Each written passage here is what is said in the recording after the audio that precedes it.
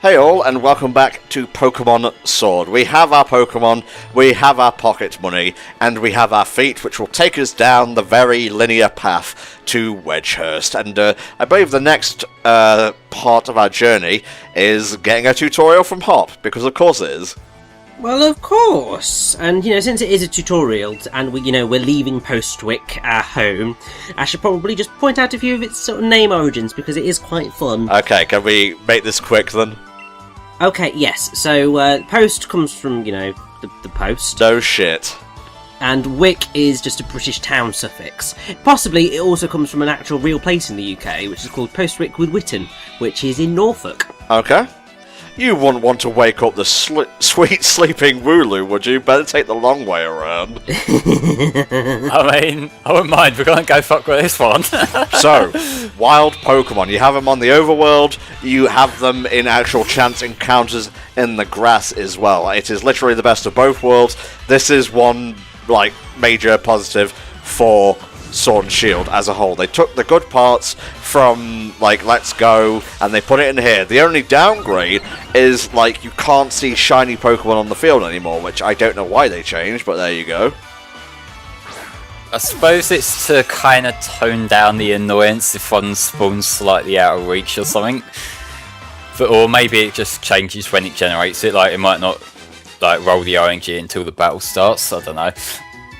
Yeah, I mean, that would make sense, although I don't know why they'd use a different code. Well, I suppose they'd have to use a slightly different code to what they used in Let's Go because of the chance encounters in the actual grass. But I don't know why they should have changed it, but hey, these things happen. But I do agree, it was definitely a step in the right direction because it does make your sort of selection of going into a Pokemon battle much more about choice rather than just getting sidelined by a Pokemon that you didn't necessarily want to run into. Alright, we got another new Pokemon here. Nickit. You get it? It's like slang for stealing. Oh yeah, and also it's a fox, which are pretty common in the UK. Yes, they are. I do kind of like foxes. Not that, I'd ever want to keep one as a pet or anything, but they are they've got a good look to them. It's cute, I like its Evo. It kind of peaked very early for me, didn't it? I didn't think its move pool was all that good, so sadly, cool design aside, it falls to the wayside of generic rodent early root trash, honestly. Yeah, see, I like Nickit's design. I'm not too keen on its evolution's design. Its evolution looks a bit more generic. Yeah. This has got these sort of animated fox thing going on, but the evolution is a lot more playing a fox design straight, and so it kind of loses some of its charm to me. Okay. Wooloo's not going to stay in the party for long, by the way. It's just fodder for now. I would recommend catching a Pokemon before you run into Leon, by the way. That way you can skip the actual capturing tutorial. Hey! Also, you damn well better get a Rookidee. Of course, mate. If you don't pick Score Bunny, Rookidee will probably be one of your best bets for tackling the first gym, which is a grass type. Oh, definitely. And, when it evolves, it comes in handy for quite a lot of other stuff later on, but, I don't think we're going to be keeping him in the party that long, sadly. Richie has been looking over and, checking my team to make sure it's optimal and whatnot, like the teacher that he is, so we will have a very fleshed out team by the end of the game. Oh, my final team in Sword ended up with 3 fucking flying types in it. Yeah, so you see, basically, the way that I sort of tackle Pokemon games now, and I think it is purely because I'm lazy, I want an easy ride. I mean, it's a Pokemon game, what more am I going to get? But I like to have as balanced a team as possible, because then that just means that I can tackle pretty much no matter what team comes at me in terms of the main games. So I always try and make sure that I've got coverage of every single type, and that influences sort of how I choose my teams. The reason that I got slightly frustrated with the monotyping of the starters was because normally the dual typing of the starters allows me to sort of be a little bit more creative with the rest of the team because it covers another type. So choices that I might have made, I can't make because I've got to try and cover an extra weakness that maybe wasn't there before. I love this guy's dialogue. I just remembered what the sign here used to say. To the right is the Pokemon lab, on the opposite side is the station. I could just, point you to the sign and let you read it, but I thought I'd explain it to you. Well, it's the sign that used to be there. He's the replacement sign now. There's a lot of... Oh my Jesus. Don't ever... Stop walking, Charizard. You have wings. Although, that being said, I wish you would just... I don't know, not fly in your battle animation, because it looks a bit jank. I don't know, I really like Charizard, and seeing him just sort of, dawdling along behind, Leon here, I think it's kind of cool. Well, it's cute, but I just prefer, flying types to be more regal. They can fly during, an attack or something, but they should be on the ground at, the start of the phase or whatever. He's the fucking champion. If on his downtime he wants to just have a little stroll, he's allowed to. Oh, it's a Borky Walky Woofer Woofer. Otherwise known as a dog. Yeah, a doggo. A Woofertron. Yamper is a really cool Pokemon. I do like him a lot. Yeah, Yamper's awesome. I'm not a fan of Boltund. That's fair. It's cute as Yamper, but again, I don't know about its move pool and whatnot. Oh, I had a Boltund in my Sword team, and it was pretty solid all the way through. Yeah. Well, I guess you have more patience than me when it comes to raising certain types of things, Flame, I guess. Yeah, maybe, or you just cruel to dogs and won't put him in your team. I'm not even going to address that. No, we're just going to focus on Sonya instead, and boy howdy, has the internet focused on Sonya. Oh yes, everyone saw Sonya and she immediately became Sword and Shield's best girl and the internet's waifu. And which is incorrect because Marnie's cuter, but well, I mean, until sort of obviously Marnie became more of a thing, but Sonya has, I think, consistently been one of the more favourite designs that came out of this game. Although it's hilarious because it seems like Japan have got a little bit of a thing for redheads with, a high ponytail and a sort of large yellow coat, because there are at least 2 other examples of this character design in other games, namely Ghost Trick, Phantom Detective, and then I want to say one of the Ace Attorney games, but I can't remember which one it is, if it is one of those. Dual Destinies. Yes. Yeah, because it's Athena, isn't it? Yeah, yes, it's Athena. Right. So yes, there is a thing, and hilariously, so obviously I'm writing my second book. I was sort of trying to come up with the design of my female lead, and as I was sort of going through it, basically I designed this in my head, and as soon as I realised it, I was just like, oh, for God's sake, I've literally just done what everyone in Japan keeps doing right now, but it's fine. Also, obviously, the whole thing with, even though Sonya's not a Pokemon professor, she's a professor's assistant, she still actually does fit the tree theme, because there is a, plant theme, I suppose, because there is the Sanda Sonya, which is just a, basically, common names for it include Christmas bells, golden lily of the valley, Chinese lantern lily, and Chinese lantern bull, because they look like Chinese lanterns. That's cool, because we're recording this not soon after Christmas. It's very true, and not long before New Year. A bit longer before, Chinese New Year, but it's all around the same time, give or take a month. I don't like random NPC coming forward to give me stuff, okay? I would rather come to you to get stuff. Fucking hell, Hop, I can see the goddamn centre, it's right there! But you might not know what it's there for. Oh, what is Big Red Building with Pokeball on it? I don't know. Well, to be fair, any one of these games could potentially be someone's first Pokemon game. I guess, but there is a bit of hand-holding throughout the game. I don't think it's nearly as bad as X and Y or Sun and Moon. Oh, definitely not. They do tutorialise you a little bit. They have cut down on it. There is a concerted effort to cut down on stuff. Maybe it's not as much as you wanted. Whatever, it's still there. Look at this. Is this your first time in a Pokemon Center? It gives you a choice. Of course not. I've been in a Pokemon Center multiple times. That doesn't make sense on a meta level, but we're just going to roll with it here. Wait, no. Meta level, it does make sense. In universe, it doesn't. There we go. Yeah, this game is pretty good about giving you shit to do not too far into it, because that was one of my biggest problems with Sun and Moon, in the fact that, once it gets into the swing of things, Sun and Moon is pretty well paced. It's just the first, 5 or 6 hours of it are just so go here, do this, go here, do that. You know, like that's why I've never really been that too keen on revisiting it, like with Ultra Sun and Moon, because they didn't fix that. Yes, I mean, I will say, Ultra Sun and Ultra Moon, while fun, were definitely not the Black 2 White 2 that they could have been, and that is a shame. But yes, agreed, I think that they did definitely improve the opening few hours of Sword and Shield dramatically over Sun and Moon. I mean, personally, I thought it was only really the first 1 to 2 hours of Sword and Moon that were a bit too painful, but I do agree with the concept that it was a little bit painful and way too handholdy. Look at this shit though, like revives in the very first Pokemon Center.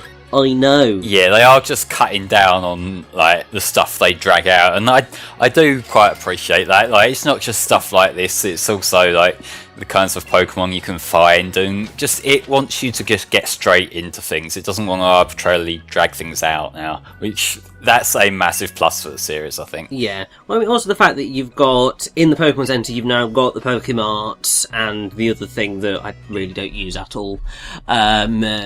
Basically, that just makes it a lot more convenient. And then, yeah, you're all right. Like, they give you a much bigger choice of Pokemon throughout the entirety of the game. Like, even though obviously they cut down the number of Pokemon. Oh yeah. Like, throughout you have much greater variety. And it's just so freeing, I suppose, because you just have more choices to what you want to do, and that's great. I do genuinely sympathise with people who didn't get their bros in, so to speak. Like, even some of the starters were left out, which I don't understand personally. I think all the starters should have been in the, like, available to catch at some point or to be received as, like, gift Pokemon. I think all of the Kanto ones should have been in there. That's really out of character for Game Freak, especially with all the Kanto pandering in the past few years. But, I don't know, I guess there was just a limit to what they could cram in here.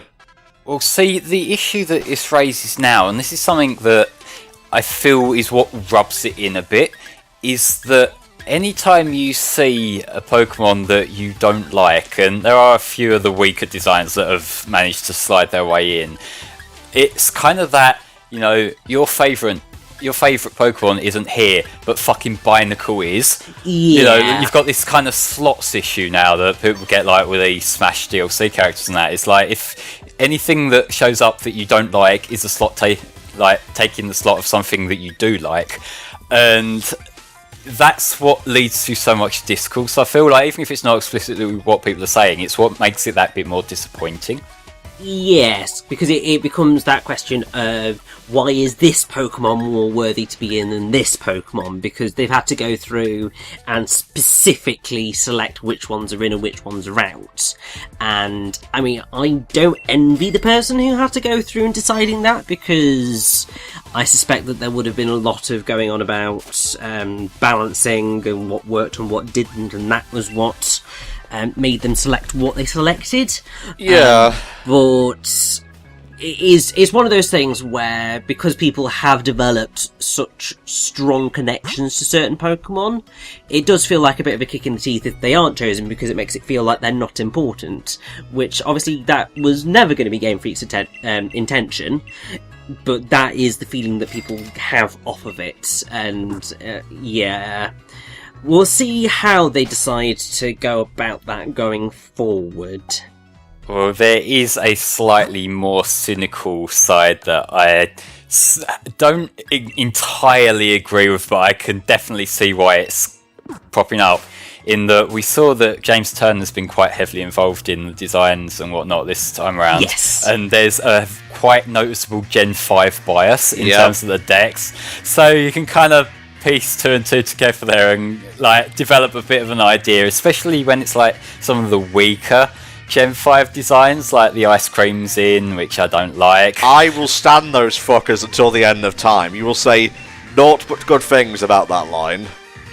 Well, they're fucking terrible. Like, Just stop right there. No, I don't like the Ice Creams. I also don't particularly care for like P-Dove in like comparison to other regional birds they could have picked. I mean, I agree with that, but also it's the UK. Of course, there's going to be frickin' pigeons. They're everywhere. Mm-hmm. Yeah, but give us like a regional pigeon, like Pidgey form. Like, give us like a Galarian Pidgey that's the more dirt grey kind of colour that we get over here. Yeah, that'd be cool. That was one thing they never do enough of, like, for my taste, and it was the same with, like, the Alolan forms. Do lots of them. Do more if you're not going to put in the full decks. Like, I get you have to code a new form and whatnot. You know, maybe give it a new typing, balance it.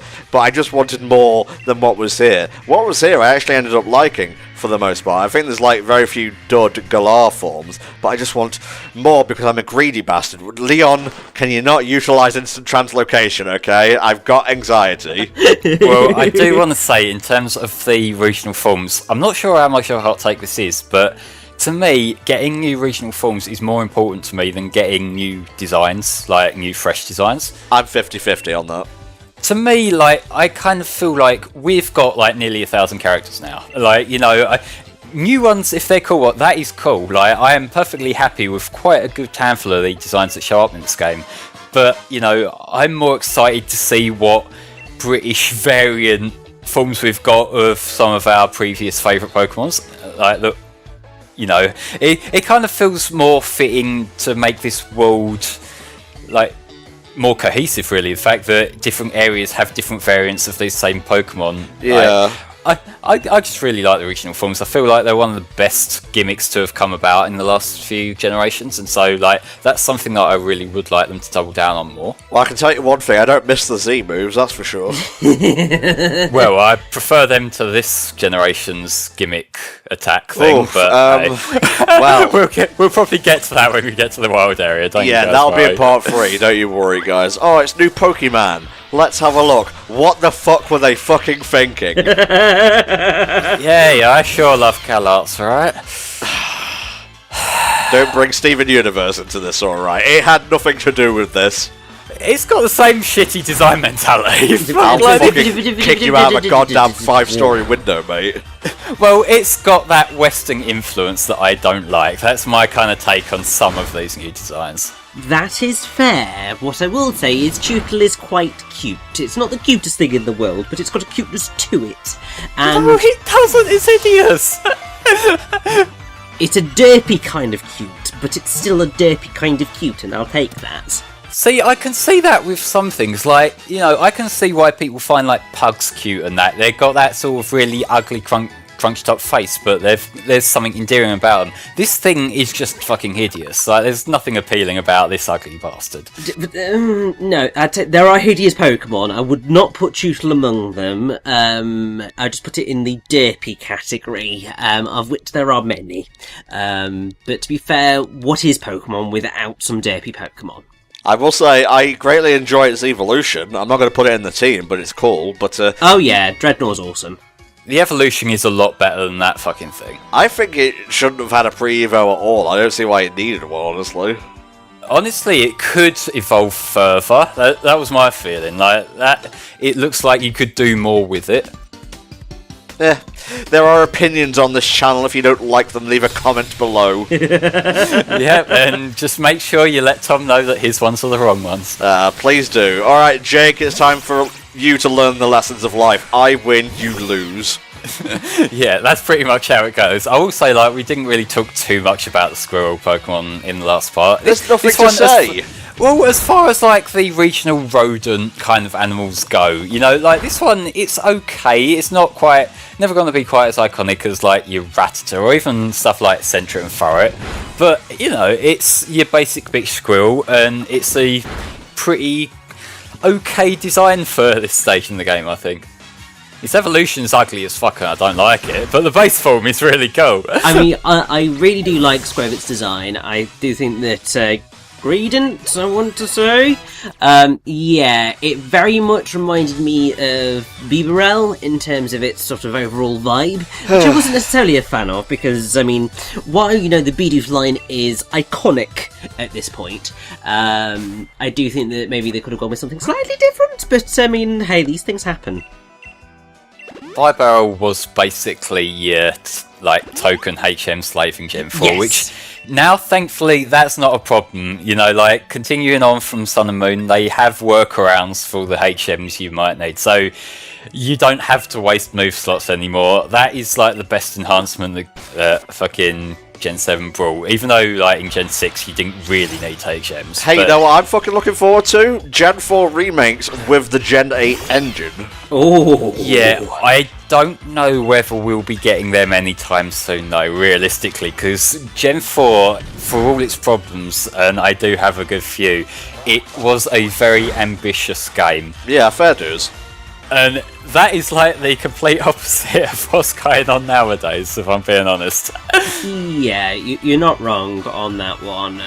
But that said, if they did decide to, you know, go for the Diamond and Pearl remakes in the Gen 8 engine, then that might potentially show them what they could do and try and spur them on to being a bit more ambitious again. Because, as I said sort of in the first part, the thing that Game Freak tend to do is they tend to be sort of pretty much ultra conservative with their first platform attempt at a Pokemon game, and then they start to get a bit more quirky.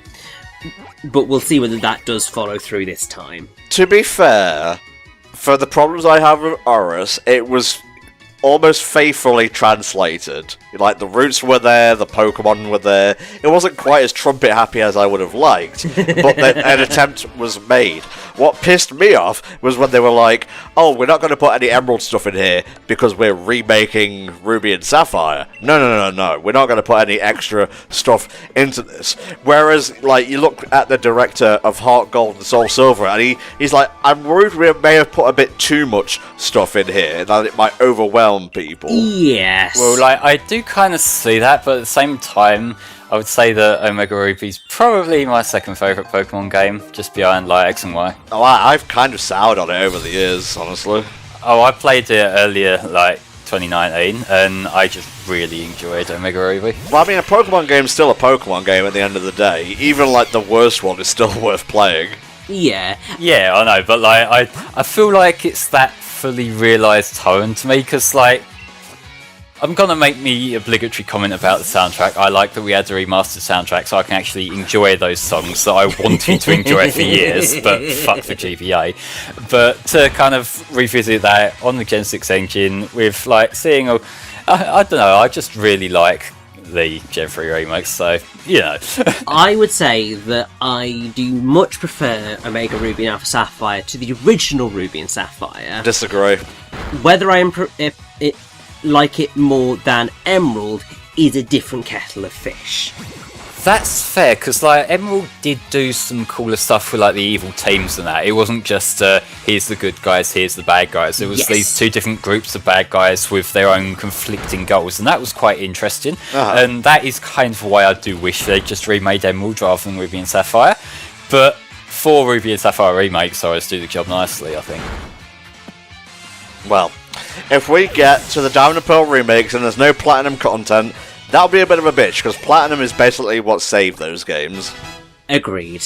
I do have a copy of Platinum here that's on my I'll get to it eventually list, because I only ever played Diamond back in the day. I never played Platinum, but I do know that Platinum fixed some of the issues, some of the pacing, and also actually gave us some fucking fire types at last. Oh, Jesus. Yes. Even if one of those fire types was Flareon, which doesn't really count, but still. I can't think of Flareon without thinking of that Little Mermaid comic now. I don't know which one you mean. It's Ariel needs legs. It's funny as hell. Okay. What the Christ is that? That is Blip Bug, which actually turns into a pretty cool bug-type Pokemon. Not that I necessarily used it, but it's got a pretty cool evolutionary line, and I do appreciate it for that, because, I mean, hey, we need some fun bug-type Pokemon in here. Bug has gone from strength to strength over the past couple of gens, and we had even like a pro bug user in the form of Guzma, who is probably one of the best NPCs in a Pokemon game ever, really. But that Pokemon just looks like they used the stretch tool in Photoshop or something. It does a little bit, like specifically the eyes. But like with Bug, it's never really been like a complete like failure of type like some people have portrayed it as, because we have always had like Cypher and Scizor and Pokemon like that are cool and sort of justify it, but recently like we got Golisopod, and Golisopod is a fucking bamf. Oh yes. So, you know, he alone kind of saved the type's reputation, I think.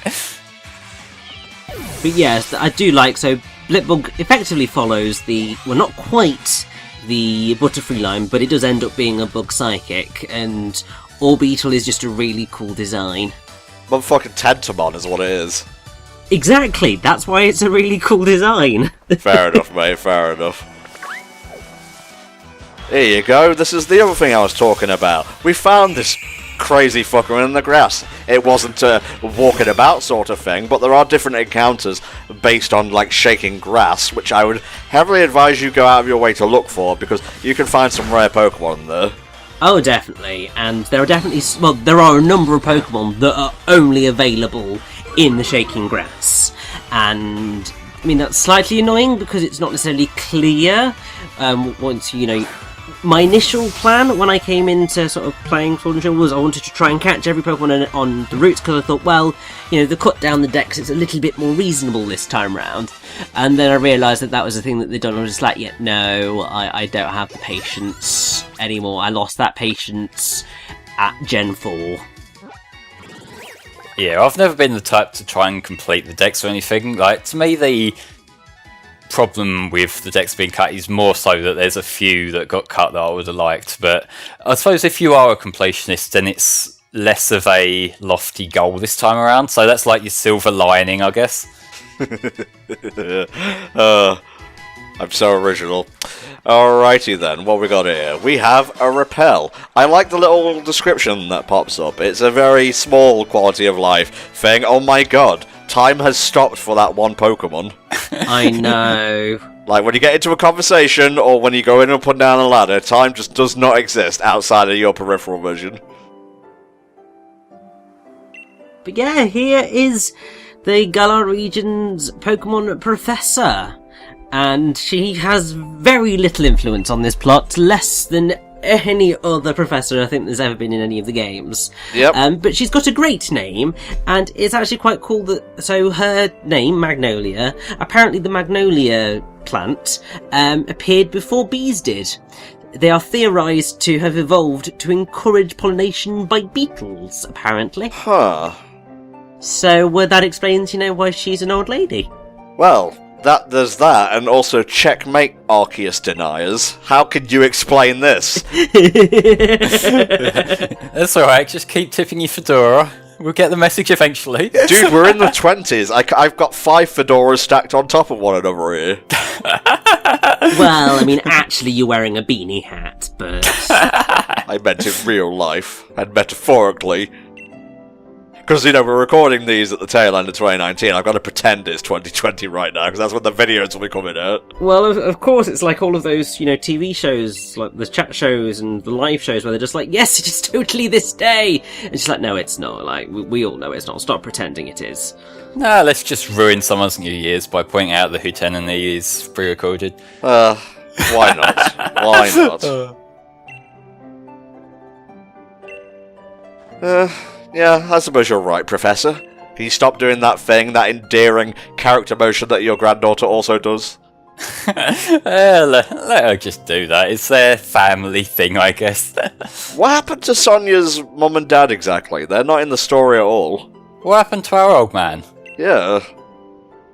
I mean, the Pokemon series has always had a major issue with parents. Mostly dads. I think the only dad who was ever present was Norman. And to call him present is a little bit of an overstatement. But yeah, basically the series just doesn't really like dads for some reason. That's an anime thing in general. I mean, that is also true. To be fair, that's also a cartoon thing. Like, you look at pretty much any Disney cartoon or film or whatever, there aren't any parents. They're all dead.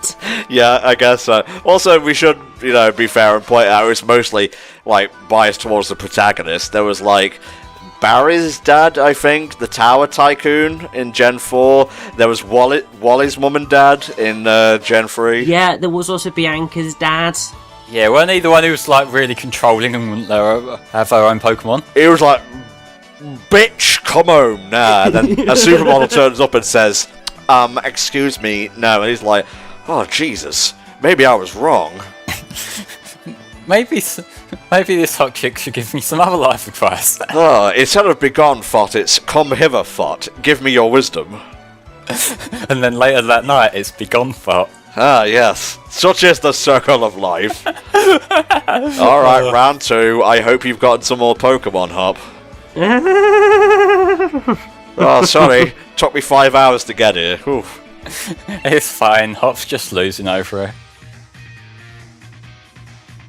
I do like Hop's theme. I like his battle theme, very reminiscent of Superstar Saga, Mario and Luigi. Yeah, see, I don't have that to mind, but it is a good kind of punchy rival theme to have going on. Like, the music in this, I mentioned Slumbering World at the end of the first part, but like there are some legitimately great pieces of music here. There are some forgettable ones as well. And, yeah, of course. But like, I do remember I listened to this when the game came out and the official soundtrack was out, of course, and I was going through it and like, yeah, this is going to stick with me, and they all fucking did. Yeah, like, I was actually kind of worried about the soundtrack, because I kept hearing, like, people say, oh, it's not great, it's mediocre. I can name, like, 10 tracks off the top of my head that I like. Oh, yeah. I'm not going to, because we're not at that point in the game yet, but, you know, just pointing it out there. I mean, I think that was something that did happen around the release point. I think a lot of people who'd gone in with that overly negative vibe from all the pre-release stuff ended up, I don't know, that there was a lot of misinformation that went out in sort of the first week or so. I don't know whether that was sort of because the game had leaked. I feel like that happened, and the whole Pokédex got leaked, and like they were showing off like examples of rubbish animation, and while certainly some of those examples are in the game, they're kind of very small moments or specific moves, because this is actually something that's quite interesting, is the whole thing with the battle animations. Someone did an entire video on how they would improve the battle animations for Pokemon, but the way it works is that the animations are tied to the moves rather than the Pokemon. So the Pokemon has like a set of different types of animations for types of moves, and then the moves themselves have specific animations, and that is how sort of we end up with what we have. So that's why Double Kick ends up being, you know, slightly rubbishy, particularly on Cinderace. But obviously, the work that potentially would have to go in to resolve that issue, you're kind of talking about changing your pipeline and where things get animated to get it to work. But that particular video was a very good example, and one that I would recommend people watch, and probably also Game Freak to watch, because it would make things a lot better. And Game Freak, hire this man. Yeah, oh man, look at this fucking Unreal Engine, and you got Mario running around, and there is Bloom. Why can't Nintendo live up to these ideals? They are lazy. So yeah, there are people who do that, but this guy sort of goes into detail of actually presenting a realistic idea of how to improve the animations if they wanted to, and I'll try and find it, and I'll pop it up on my Twitter, because that was a good watch. Like, I'm not gonna like straight out say if you're not a chef you shouldn't criticize food or whatever, food analogy, I know, but those who can't do teach, and those who can't teach bitch at a YouTube comment section, alright? Well, to be fair, like, some of the animation is really rough around the edges. It is. It kind of feels like, bear in mind that we're not just talking about the Pokemon series here. If you look at some of the other, like, there's a lot of games on the Switch that do look and animate better than this, and I feel like people are kind of getting tired of giving Pokemon a pass, because it was kind of like that on the 3DS as well. Yeah. So it's kind of like this is the generation where all these long-held frustrations have come to a head, and that does mean that some things absolutely did get blown out of proportion. I'm not going to try and play that down, but like when you're trying to defend it, you kind of can't in a lot of cases. Yeah, I think ultimately that is something that has happened, because Game Freak, as I said, very conservative game developers, and they're always going to go for the safe option rather than sort of necessarily pushing the boat out. And yeah, over the years, probably from Ruby Sapphire onwards, there has been a growing resentment to that approach to the games. Because, I would say it peaked with X and Y, honestly. Yeah, I mean, that was probably when sort of the frustrations got to a pinnacle, but I would say that Sword and Shield is probably the most frustrated that I've seen any time in the Pokemon fan base prior to release. I think following its release, the whole negative bubble just sort of imploded, and everyone was just like, well, actually it's a Pokemon game, it's fun, it's alright, and didn't really have the problems that they thought they would have going in. But yeah, the Pokemon fan base was very toxic for quite a while there.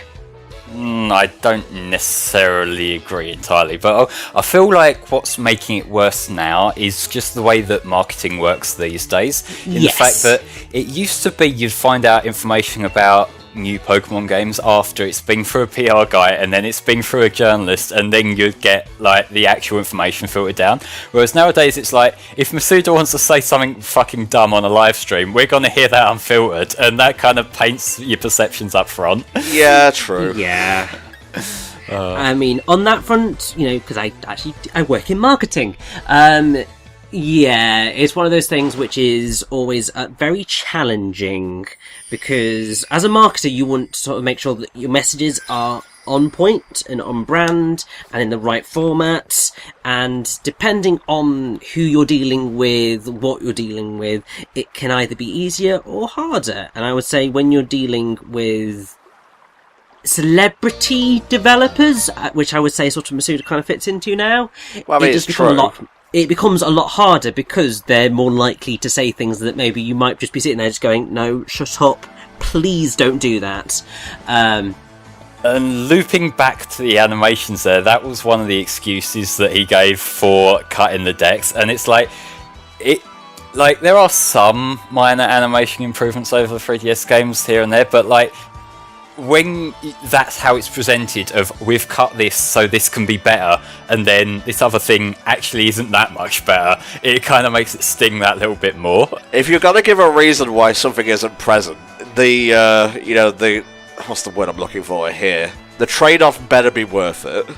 Yeah, it feels like a desperate attempt to try and frame cutting something as a positive, which is very difficult to do. Like, I don't think they decided, let's just cut the decks because fuck these guys. They did of course have reasons to. Yes. But, like, you've got to kind of, like, present it to people in a way that's an actual genuine advantage to, like, changing your priorities. And these animations aren't good enough to be a priority worth cutting out half of people's favourite characters. I think really what they should have done, and it's something that I say in sort of any time I'm sort of thinking about marketing stuff, is honesty is actually the best policy.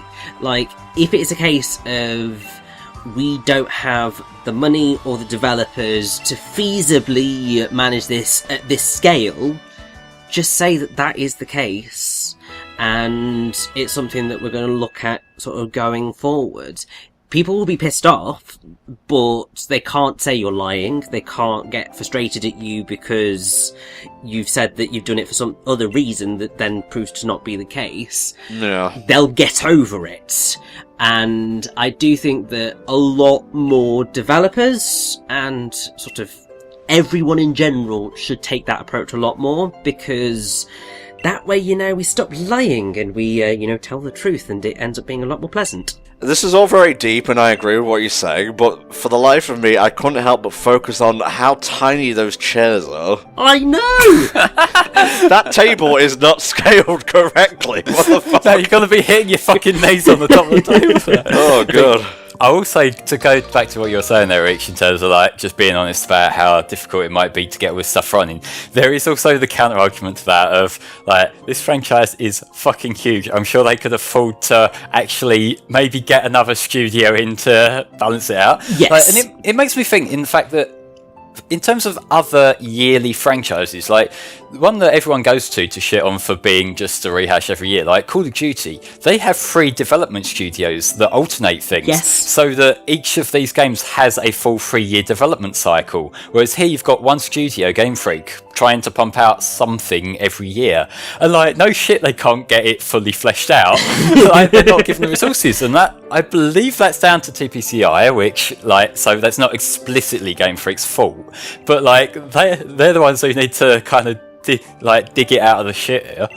Yeah, no, you are exactly right. I think with Pokemon specifically, yeah, that is sort of the problem. There is not enough time for them to do what actually needs to be done to fix the issues that most people have. And yeah, like, it earns so much money that, just like, for the love of God, just pump more money into it, because it's going to make the money anyway. I mean, that does obviously then lead you on to a whole discussion about sort of the fact that video game publishers generally want all of the money. So if it gets the money doing what they're doing now, why would they put in more money to get back less money than what they're currently getting? Yeah, that is the AAA problem, isn't it? Of like, this series prints money whatever the fuck they do. So from a monetary standpoint, they have no incentive to, and that is part of the frustration here. And I feel like that's why people overcompensated with how loud they were about their criticisms for this game. Yes. Because, like, there is literally no way to get this message across otherwise. It's very true. Let's see if we can find us a semi-rare Pokemon here. Magikarp, woo!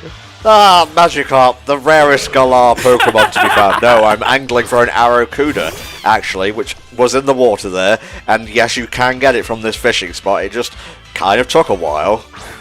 Yeah, that doesn't surprise me. And I will say, not my favourite water Pokemon design, but that's largely because just generally I don't like fish. So, and it looks very much more like a typical fish. So, it just rubs me up the wrong way. I did use Arrokuda for a little while on my Sword team, but eventually I did default back to my good old basic bitch Gyarados. I have my Pokemon that I quite often go back to. There's Gyarados, there's like Pikachu and Raichu. If they were actually fucking here, I would have used Nidoking, but no, fuck me, I guess. But yeah, I'm quite predictable when it comes to my teams. Are you gonna get it this time? Yes, I am. Thank you, editing. Hey! Yeah, I was gonna say, you ain't gonna get it that lucky. How is this thing flying? It's... look.